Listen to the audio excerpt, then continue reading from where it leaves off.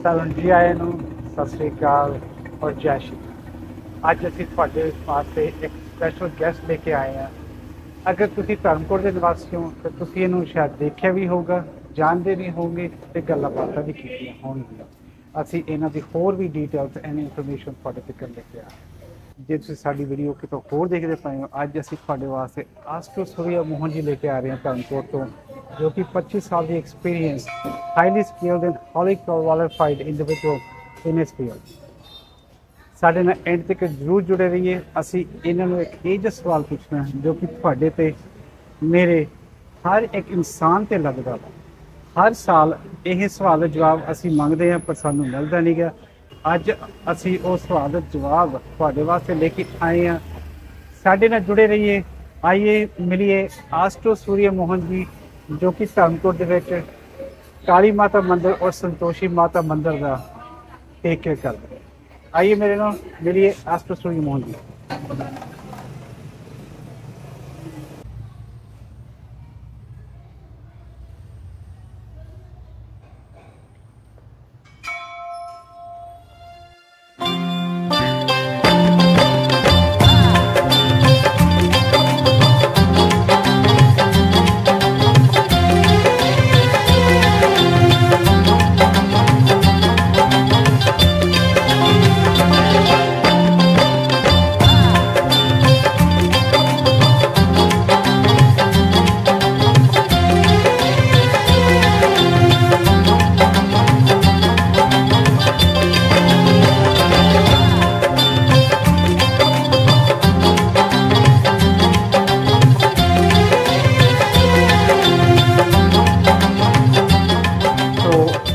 शुरू करने से पहले ਅਸੀਂ पंडित जी ਨੂੰ ਕਵਾਂਗੇ ਸਾਡੀ ਜਿਹੜੀ ਇਹ ਵੀਡੀਓ ਸ਼ੁਰੂ ਕਰਨ ਤੋਂ ਪਹਿਲਾਂ ਵੀ ਨਵਰਾਤri ਵਿੱਚ ਇੱਕ ਥੋੜਾ ਸ਼ਲੋਕ ਸੁਣਾ ਦੇਣ ਸਾਨੂੰ, ਜਿਹੜੇ ਨਾਲ ਸਾਰੇ ਲੋਕਾਂ ਦਾ ਭਲਾ ਹੋਵੇ। सर नमस्कार। आप अमरीक राजपूत जी, मैं आपका धन्यवाद स्वागत करता हूं। आपने अपना समय निकाल करके मेरे पास आए। मेरा जो चैनल है एस्ट्रो सूर्यमोहन के नाम से है। मैं आचार्य सूर्यमोहन शास्त्री जी हूं। सर्वप्रथम मैं नवरात्रि एवं विजयदशमी की बहुत बहुत हार्दिक शुभकामनाएं देता हूं सबको, कि माँ भगवती दुर्गा आपके सबके घरों में विराजमान हो। और जैसे कि या देवी सर्वभूतेषु बुद्धि रूपेण संस्थिता नमो तस्यै नमो तस्यै नमो तस्यै नमो नमः। या देवी सर्वभूतेषु लक्ष्मी रूपेण संस्थिता नमो तस्यै नमो तस्यै नमो तस्यै नमो नमः। या देवी सर्वभूतेषु शक्ति रूपेण संस्थिता नमो तस्यै नमो तस्यै नमो तस्यै नमो नमः। ये जो नवरात्रि की सभी देशवासियों को, भारतवासियों को, पंजाब वासियों को, देश विदेशों में बैठे मेरे दोस्त सज्जन मित्र, उनको हार्दिक शुभकामनाएं। माता रानी आपके घर में दिन दुगनी करे, रात चुगनी करे और आपके हर घर में खुशियां आए। जैसे कि नवरात्रि में माँ भगवती दुर्गा का जाप करना चाहिए और नित्य दुर्गा सप्तशती का पाठ और पूजन कराना चाहिए। और साथ में रोज 9 दिन तक माँ भगवती का सत्संग करना चाहिए। नवान मंत्र का जाप करना चाहिए, ओम दुर्गाय नमः। ऐसे माँ भगवती का 108 बार जाप करने से जो भी आपके जीवन में दुख हैं, कष्ट हैं, बाधाएं, ये सब दूर हो जाती। या फिर करें ओम ऐम ह्रीम क्लीं चामुंडाय विच्छे। इस प्रकार मंत्रों का जाप करना चाहिए ताकि आपके जीवन में खुशियां आए। थैंक यू पंडित जी। ਤੁਸੀਂ ਹੁਣ ਸਾਡੇ व्यूअर्स ਨੂੰ थोड़ा ਜਿਹਾ ਆਪਣੇ ਬਾਰੇ ਦੱਸੋਗੇ प्लीज? सर मेरी बैकग्राउंड है, मैं उत्तराखंड, बेसिक उत्तराखंड से हूँ और मैं उत्तरकाशी जनपद ग्राम गैर पनाल।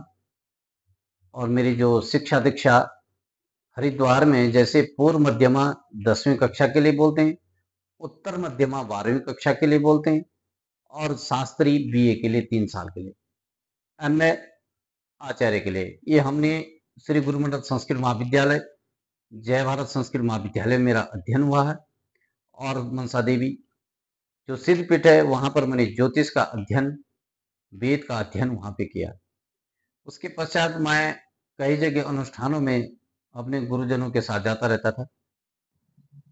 उसके पश्चात जैसे कि हरिद्वार वापस कई प्रकार के वहां पे यज्ञ, विष्णु यज्ञ हुआ, सचंडी यज्ञ हुआ, लक्ष्य चंडी यज्ञ हुआ, ऐसे कार्यक्रमों में जाता रहता था। भगवान महाभगवती की काली की ऐसी कृपा हुई कि मैं धर्मकोट में आया हूँ 2003 में। 2003 में यहाँ पर संतोषी माता श्री महाकाली मंदिर में सेवा का अवसर मिला। अभी तक मैं निरंतर सेवा करते जा रहा हूँ और यहाँ पर सेवा जो है वो बड़ी श्रद्धा भक्ति से भगवान की सेवा करता हूँ। शहर के सहयोग और जो हमारा जो ट्रस्ट है श्री महाकाली मंदिर ट्रस्ट, श्री संतोषी माता ट्रस्ट, इनका मुझे पूर्ण सहयोग में बराबर मिलता है। सर जैसे कि मैं हरिद्वार में मेरी आचार्य है, उसके बाद मैंने मेरठ चौधरी चरण सिंह यूनिवर्सिटी से मैंने बीएड किया। बीएड में मुझे गवर्नमेंट जॉब जैसे बेसिक प्रारंभिक स्कूल में मुझे टीचिंग का अवसर मिला। टीचिंग अवसर के बाद कुछ जीवन के एक अनेकों जीवन में ऐसे संघर्ष, ऐसी परिस्थितियां आती हैं, कुछ कारण मुझे मतलब शिक्षा विभाग को छोड़ना पड़ा। उसके पश्चात में सीधे के प्रचार प्रसार और कर्मकांड चलता था। जैसे हमारे पिताजी, हमारे भाई बंधुओं ने सभी ने कहा कि आप इसको पूरे अच्छे ढंग से या अपने पूरे मतलब इस चीज पे करें, अध्ययन करें या इस पे पीएचडी करें। ये हमारी खानदानी विद्या है, पारिवारिक विद्या है। ज्योतिष के माध्यम से हम एक दूसरे का भविष्य बता सकते हैं। आप मतलब आप यहाँ के रहने वाले नहीं, आप उत्तराखंड के रहने वाले? जी सर इस टाइम तो मैं पंजाब का रहने वाला हूँ। यहाँ का पूरा रेजिडेंस यहाँ पंजाब का ही है, क्योंकि पंजाब में मेरे को रहते हुए 24 साल करीब हो गए। और यहाँ पर जो मुझे सेवा करने का अवसर मिला है, तो मेरे मन में कोई ऐसी भावना ऐसी थी कि मैं लोगों को कुछ यहाँ अच्छा कार्य करूं, उन लोगों को धार्मिक कार्य में जोड़ूं, भगवान की भक्ति में जोड़ूं। हमारे मन में संकल्प आया कि हम एक बार बम्बई में गए थे, तो वहां पर भगवान गणपति का पूजन हो रहा था। मैं अपने गुरुजी के साथ गया था। हमारे मन में संकल्प था कि कभी मुझे ऐसा अवसर मिले कि मैं गणपति महाराज का इसी प्रकार का पूजन करूं। और वो समय जब मैं धर्मकोट में आया हूँ, तो हमने काली माता मंदिर के ट्रस्ट से बात की कि हम क्यों ना यहाँ पर गणपति उत्सव मनाया जाए। फिर 2004 में हमने यहाँ गणपति उत्सव मनाना शुरू किया। धीरे धीरे जोड़ते 1 जोड़ा, 2 जोड़ा, 4 जोड़ा, आज 2024 में गणपति विसर्जन में हमारे साथ कम से कम 700-800 लोग, हमारे जो नगर कीर्तन की शोभा निकलती है, ये सारे शहर के सहयोग से निकलती है। फिर हमने संतोषी माता में यहाँ भगवान का रुद्राभिषेक, भगवान शिव हर शिवरात्रि मनाते बड़े धूमधाम के साथ। और किसके लिए? लोगों के हित के लिए। परोपकार पुण्याय पापाय परपीड़नम, सबके परोपकार के लिए ये कार्य करते हैं। ठीक है जी। और जैसे कि हमारे मन में फिर संकल्प है कि हनुमान जी क्या चिरंजीवी हैं, और हनुमान जी हर व्यक्ति की मनोकामना को पूर्ण करने वाले हैं। तो यहाँ पर हमारे साथ जो ट्रस्ट के श्री संतोषी माता सेवक दल, संतोषी माता जितने भी मेंबर है, हमने उनके साथ मीटिंग की। शहर के कुछ गणमान्य लोग हैं जिनके सहयोग के साथ हमने ये जो हनुमान चालीसा का सर्वप्रथम हमने यहाँ पर 1100 पाठ शुरू किया। उसके बाद हमने 2100 पाठ शुरू किया। उसके बाद हमने 3100 पाठ शुरू किया। उसके बावजूद हमने यहाँ पर 5100 पाठ शुरू किया। उसके बाद हमने 11,000 पाठ एक ही बार 5 घंटे में सारे शहर के सहयोग सबने मिलजुल करके श्री 11,000 हनुमान जी चालीसा का पाठ किया। और किसके लिए? देश के लिए और विदेशों के लिए और पंजाब निवासी के लिए, सुख शांति के लिए। नासी रोग हरि सपीरा, जपत निरंतर हनुमत बीरा। जो किसी प्रकार के जीवन में रोग कष्ट दुख, ये हनुमान जी के जप करने से सब दूर हो जाती है। और जब ऐसे कार्य करने के लिए इस समय में 2024 में हमारे मन में है कि सुंदरकांड जो हर चीज से संपन्न करवाता है, सुंदर करवाता है। क्या है सुंदरकांड? हनुमान जी का जो वर्णन है सुंदरकांड में, हनुमान जी ने राम जी को सुंदरकांड में कितना सुंदर बनाया। हमने सोचा क्यों ना इसको संगीतमय करा जाए। इस बार हमने सुंदरकांड का पाठ साथ में हनुमान चालीसा का अखंड पाठ सुंदर अच्छे ढंग से विधि विधान के साथ करवाया। और परोपकार के लिए, अपने स्वार्थ के लिए नहीं, परोपकार के लिए, एक दूसरे के कार्य के लिए, एक दूसरे को फल मिले और एक दूसरे को ज्ञान की वृद्धि मिले, एक दूसरे की आत्मा को शांति मिले, इसके लिए हम ये आयोजन कराते रहते हैं। पंडित जी आपने सही कहा। मैं 2023 ਦੇ ਵਿੱਚ ਆਪਣੇ ਪਰਿਵਾਰ ਨੂੰ ਲੈ ਕੇ ਆਇਆ ਸੀ ਇੱਥੇ ਤੁਹਾਡੇ ਕੋਲੇ। ਹਨੂਮਾਨ ਜੀ ਦਾ ਪਾਠ ਚੱਲਦਾ ਪਿਆ ਸੀਗਾ ਤੇ ਬਹੁਤ ਹੀ ਆਨੰਦ ਆਇਆ। 2024 ਦੇ ਵਿੱਚ ਜਿਹੜਾ ਤੁਸੀਂ ਕੀਤਾ ਸੀਗਾ ਉਹ ਤਾਂ ਬਹੁਤ ਹੀ ਜ਼ਿਆਦਾ ਵਧੀਆ ਸੀ। ਦੋਨੇ ਵੀਡੀਓ ਪੰਡਿਤ ਜੀ ਦੇ YouTube ਚੈਨਲ ਤੇ ਤੁਸੀਂ ਜਾ ਕੇ ਦੇਖ ਸਕਦੇ ਹੋ ਜੇ ਤੁਸੀਂ ਮਿਸ ਕਰਤਾ ਸੀਗਾ। ਬਹੁਤ ਹੀ ਵਧੀਆ ਪ੍ਰੋਗਰਾਮ ਸੀਗਾ। ਅਗਲੇ ਪ੍ਰੋਗਰਾਮ ਦੀ ਸਾਰੀ ਜਾਣਕਾਰੀ ਸਾਡੀ ਵੈਬਸਾਈਟ dharmkot.online ਤੇ ਹੁੰਦੀ है, ਤੁਸੀਂ ਚੈੱਕ ਆਊਟ ਕਰ ਸਕਦੇ हो ਤੇ ਅਗਲੀ ਵਾਰੀ ਜ਼ਰੂਰ ਅਟੈਂਡ ਕਰਨ ਦੀ कोशिश करें। आइए ਅਸੀਂ अगला सवाल पंडित जी को। पंडित जी, जैसे आप कह रहे हो भी आपने गणेश जी का प्रोग्राम किया, हनुमान जी का प्रोग्राम किया, मैंने सुना भी आप मूर्ति स्थापना भी की थी, आपने बाबा खेतरपाल जी की थी। ਤੁਸੀਂ ਸਾਨੂੰ ਥੋੜਾ ਉਹਦੇ ਬਾਰੇ ਸ਼ੇਅਰ ਕਰ ਸਕਦੇ ਹੋ प्लीज? सर्वप्रथम तो जी ये जो मूर्ति स्थापना है कि जो हमारे कर्मों के 16 संस्कार होते हैं, 16 संस्कार क्या होते हैं, ये हमें गुरुकुल में सिखाया जाता है या जिनके परंपरा में ये चल के आती वही इस चीज को करते हैं। गर्भधान संस्कार, जब गर्भ के अंदर बच्चा होता है तो गर्भधान संस्कार का है। उसके बाद जब बच्चे का जन्म होता है तो उसका क्या होता है, नामकरण, अनप्रास, यज्ञोपवित्र, विवाह संस्कार और मृतक संस्कार। ये सब संस्कार 16 संस्कारों के बीच आते हैं। चूड़ा कर्म संस्कार, अगर हम बाल भी काटते हैं ना तो उसको भी चूड़ा कर्म संस्कार कहा जाता है। तो ये जब 16 पद्धति, तो हमारी इसमें बहुत ज्यादा रुचि, क्योंकि हमने वेद अध्ययन किया।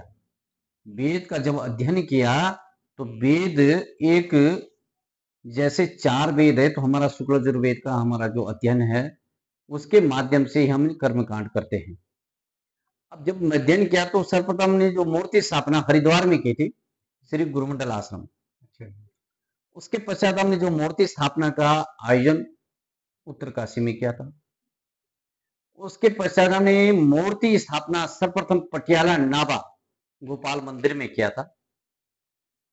और वहां से जब हमारा वहां पे मूर्ति स्थापना बहुत विधि लोगों के अंदर क्या पंडित जी ठीक करते हैं, फिर हम एक बार लुधियाना में भी किया और वहां से जाकर के देहरादून में भी किया। ऐसा भगवान की कृपा रही, अनेकों जगह में मूर्ति करने का अवसर मिला। अब रही धर्मकोट की बात। धर्मकोट में जैसे हम यहाँ आए उसकी हमने वैष्णो देवी की स्थापना की, हनुमान मंदिर थी वहां की हमने स्थापना की। धर्मकोट में जो प्राचीन मंदिर है, उसके बाद हमने यहाँ पर एक थे, उन्होंने महाकाली जी की विशाल मूर्ति है, वहां पे हमने मूर्ति स्थापना की। मूर्ति स्थापना ऐसे कई जगह हमने धर्मकोट में के एक विशाल शोभा यात्रा के साथ हमने बाबा खेत्रपाल की जो स्थापना की वो बड़े धूमधाम के साथ की। ऐसे भाव बाबा खेत्रपाल की बड़ी कृपा रही है ना। वो भी हमने बड़े लोगों की इतनी श्रद्धा बाबा खेत्रपाल के प्रति, और वहां के जो भक्त हैं, वहां के जो ट्रस्ट है, उनके ऊपर बाबा खेत्रपाल कितनी कृपा है, जो सोचते हैं सोचने से पहले सारा काम हो जाता है। तो वो भी हमने बहुत विधि विधान के साथ किए। अभी भगवान के श्री संतोषी माता मंदिर में हमने शिव परिवार की स्थापना की। पहली थी पर मूर्ति थोड़ी खराब होने के बावजूद मैंने वहां पर दोबारा करवाई, श्री ट्रस्ट से करवाई या जो सहयोगी थे। इसी प्रकार कार्य करते हुए अभी भी हमारे पास आज 2-3 मंदिरों की और स्थापना आ रखी है। अभी आई थी पर मैंने खुद ही कैंसिल कर दी क्योंकि मेरे पास समय नहीं था। ऐसे ही भगवान की कृपा से ही कार्य हो रहे। और इसके साथ साथ जैसे कि कर्मकांड, कहीं सतचंडी है, हमने कहीं सतचंडिया कर दी है, कहीं लघु रुद्र कर दिया है। और ये बात हमने लक्ष्य चंडी, जो कि 2500 ब्राह्मण हमने अहमदाबाद ले गए थे हरिद्वार से। 2500 ब्राह्मणों की लिस्ट, हम वहां पर उपाचार्य थे, आचार्य हमसे कोई और थे, दोनों के हमारे पास 1250 ब्राह्मणों की लिस्ट है, जो भी अभी मेरे पास सबका डाटा है। और ये एक बार में हमने वहां पे मध्य प्रदेश में 60 ब्राह्मणों को ले गए तो विष्णु याज्ञ किया था। तो ये सब चलते रहते हैं, कर्म करते रहते हैं जी। देखिए पंडित जी, मैं बाबा खेतरपाल जी ਦੀ ਮੂਰਤੀ ਸਥਾਪਨਾ ਤੇ ਸੀਗਾ ਤੇ ਬਹੁਤ ਹੀ ਅੱਛਾ ਪ੍ਰੋਗਰਾਮ ਸੀਗਾ। ਜੇ ਤੁਸੀਂ ਵੀਡੀਓ ਨਹੀਂ ਦੇਖੀ ਸਾਡੇ ਚੈਨਲ ਤੇ ਜਾ ਕੇ ਤੁਸੀਂ ਇਹ ਵੀਡੀਓ ਜ਼ਰੂਰ ਦੇਖ ਸਕਦੇ ਹੋ। 4-5 ਪਾਰਟਸ ਹੈਗੇ ਨੇ। ਕੰਪਲੀਟ ਯਾਤਰਾ ਤੋਂ ਲੈ ਕੇ ਕੰਪਲੀਟ ਮੂਰਤੀ ਸਥਾਪਨਾ ਜਦੋਂ ਬਾਬਾ ਖੇਤਰਪਾਲ ਜੀ ਦੀ ਹੁੰਦੀ ਹੈ, ਸਾਰਾ ਅਸੀਂ ਰਿਕਾਰਡ ਕਰਕੇ ਤੁਹਾਨੂੰ ਉੱਥੇ ਪੇਸ਼ ਕੀਤਾ।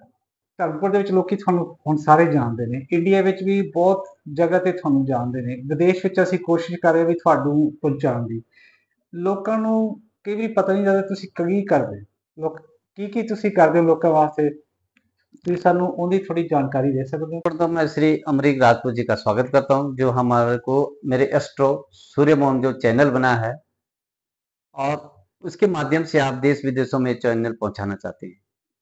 ये क्या है, जो एक ज्योतिष है, ज्योतिष एक विज्ञान है, एक साइंस है, और ज्योतिष एक अंधकार से प्रकाश करवाती। जैसे अंधेरे कमरे में मोमबत्ती जला देते तो क्या रोशनी हो जाती, इसी प्रकार ज्योतिष है। ज्योतिष हमारे अंदर एक विज्ञान, एक साइंस है। और ज्योतिष जो वेदों का क्या एक नेत्र है, चक्षु है। जो वेद है उसका एक वेद क्या अपंग हो जाएगा अगर ज्योतिष नहीं होगी, इसलिए वेद के साथ ज्योतिष का होना अनिवार्य है। ठीक है जी, ये दोनों का परस्पर संबंध है। जब हमारे नेत्र ही नहीं होंगे, नेत्र नहीं होंगे तो देखेंगे कैसे? वेद तो है, अगर हमारे नेत्र नहीं है, अगर हमारा शरीर बना हुआ है, हष्ट पुष्ट है, अगर आंखें नहीं होंगी तो क्या होगा? तो जो ज्योतिष है ये हमारी आंखें हैं, इनके माध्यम से हम क्या अनप्रास का मुहूर्त देख सकते हैं, और हल चलाने का मुहूर्त देख सकते हैं, गृह प्रवेश का मुहूर्त देख सकते हैं, शादी विवाह करने का मुहूर्त देख सकते हैं, किसी के भविष्य के बारे में जानकारी देना चाहते हैं, जैसे कोई मांगलिक है, कोई गंडमूल में है, कोई कालसर्प दोष है, किसी का पितृ दोष है, ये किसके माध्यम से? ज्योतिष में। और ज्योतिष के माध्यम से ये हमें ज्ञान होता है कि हम भविष्य में क्या करेंगे। क्या हम प्रोफेसर बनेंगे, क्या हम डॉक्टर बनेंगे, क्या हम वकील बनेंगे, क्या हम इंजीनियर बनेंगे, क्या हम विदेशों में कौन सा व्यापार करेंगे, हमारी राशि के अनुसार कौन सा व्यापार और कौन सा बिजनेस चलेगा, ये हम ज्योतिष के ही माध्यम से ही बता सकते हैं।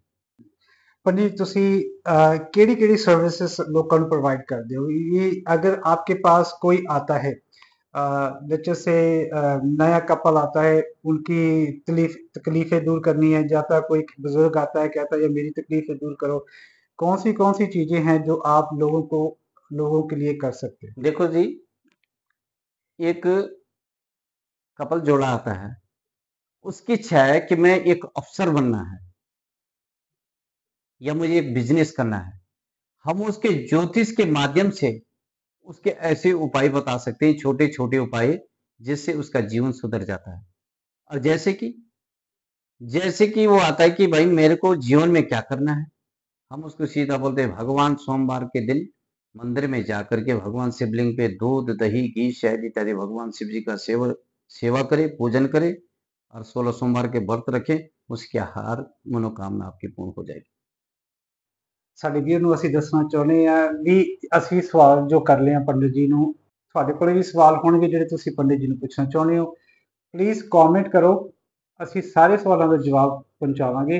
ਇਹ ਸਾਡੀ ਪਹਿਲੀ ਇੰਟਰਵਿਊ ਹੈ, ਅਸੀਂ ਹੋਰ ਵੀ ਇੰਟਰਵਿਊ ਲੈ ਕੇ ਆਵਾਂਗੇ ਜਿੱਥੇ ਪੰਡਿਤ ਜੀ ਹੋਰ ਵੀ ਬਹੁਤ ਸਾਰੀ ਜਾਣਕਾਰੀ ਤੇ ਇਨਫੋਰਮੇਸ਼ਨ ਦੇਣਗੇ।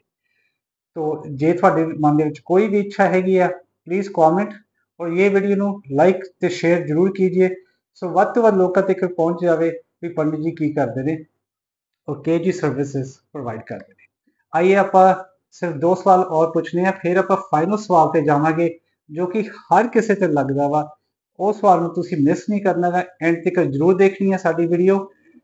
ਆइए ਆਪਾਂ ਅਗਲਾ ਸਵਾਲ ਪੁੱਛ।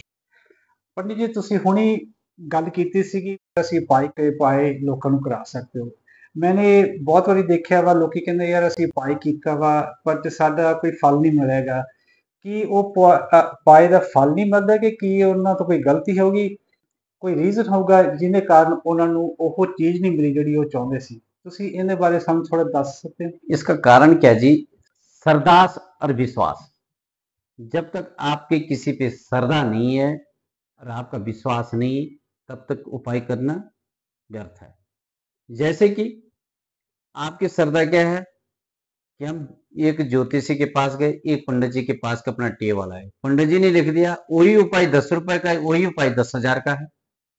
अगर आपने वो उपाय 10 रुपए वाला ठीक ढंग से किया, समय अनुसार किया है, तो 10,000 का जो उपाय किया उसके बराबर उसका फल की प्राप्ति होगी।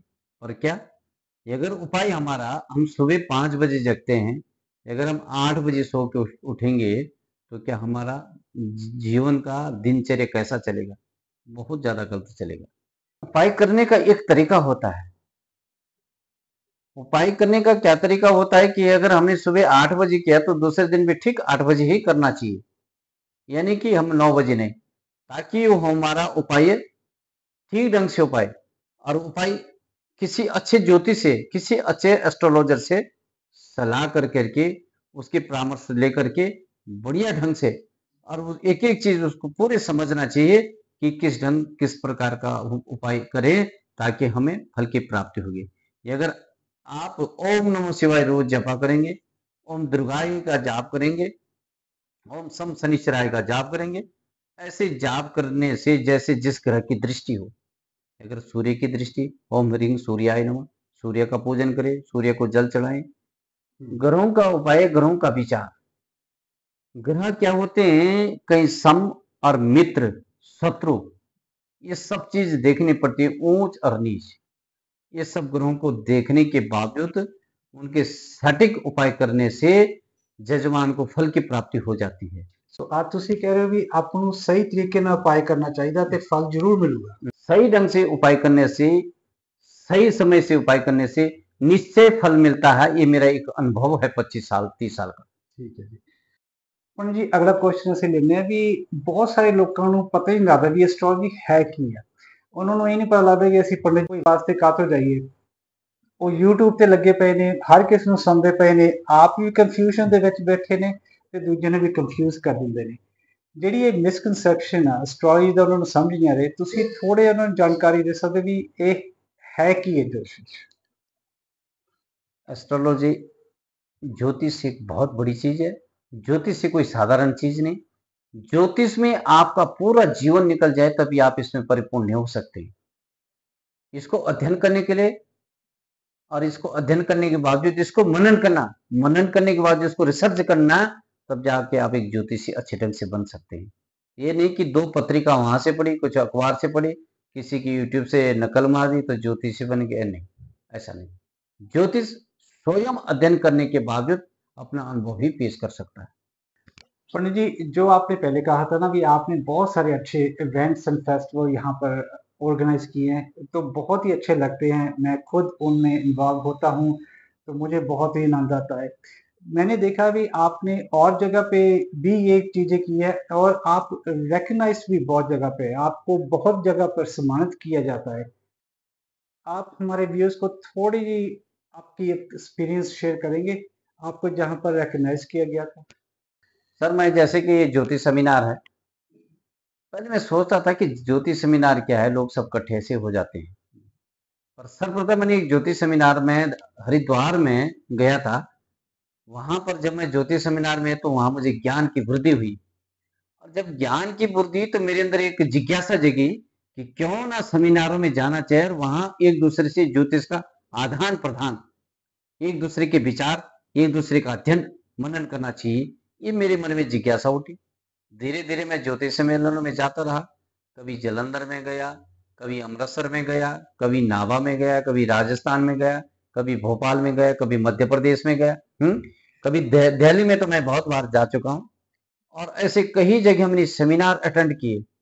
और सेमिनार एक आदमी को मतलब इतना जिज्ञासु बना देता है, क्योंकि वो विद्वानों, ज्योतिष सम्मेलन क्या, वहां विद्वानों की जो एक दूसरे को समझता है और एक दूसरे को ज्ञान लेता है, वही विद्वान है।